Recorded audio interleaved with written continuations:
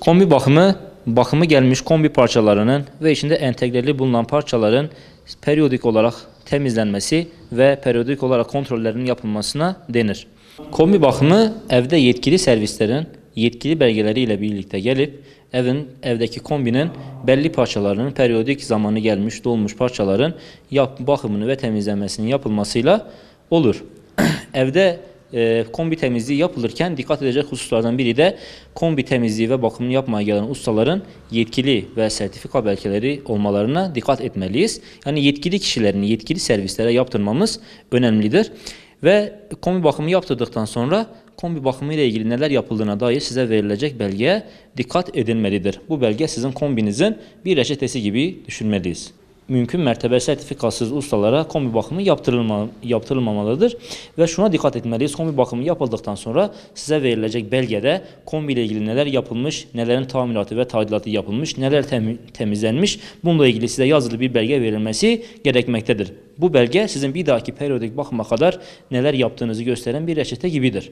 Bunu bir dahaki periyodik bakımda neler yapıldığını, neler yapılmadığını ve kombinin durumunu anlatan bir belgedir. Bu sizde mutlaka bulunmalıdır ve bunu yetkili servisten talep etmelisiniz. Bu konuda ilk tasarrufumuz kombide olacaktır. Kombinin bakımını yaptırdığımız zaman kombinin ömrünü ilk etapta uzatmış olacağız. Bu bize bir artı olarak geri dönecektir. İkinci bir tasarruf ise faturada bize yansıyacaktır. Faturada %15, %20'lik bir yansıma da bize tasarrufta olacaktır. Olası bir gaz kaçırmasına karşı ilk başta ortamın havalandırılması gerekir. Daha sonra emniyet vanalarının kapatılması gerekir. Daha sonra ise 187 acil numarasını arayıp durumu izah etmeliyiz. Gaz kaçağıyla maruz kaldığımız zaman ve herhangi bir gaz kokusunda ilk etapta ortamı havalandırmalıyız.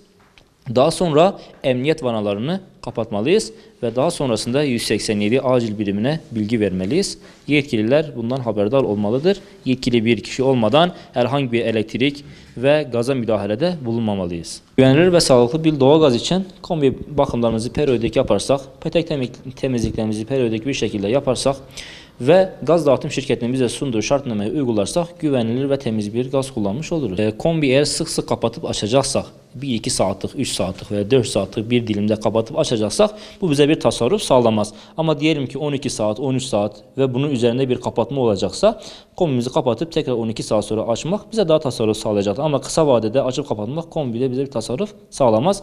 Aksi takdirde faturamıza olumsuz olarak yansıyacak. Evet, nasıl kullanacaksın derseniz belli bir seviyede sürekli kullanırsanız bunun yanında oda termostatları ve termostatik vanalar kullanırsanız kombiden daha çok tasarruf edip ve sağlıklı bir gaz tüketmiş olursunuz.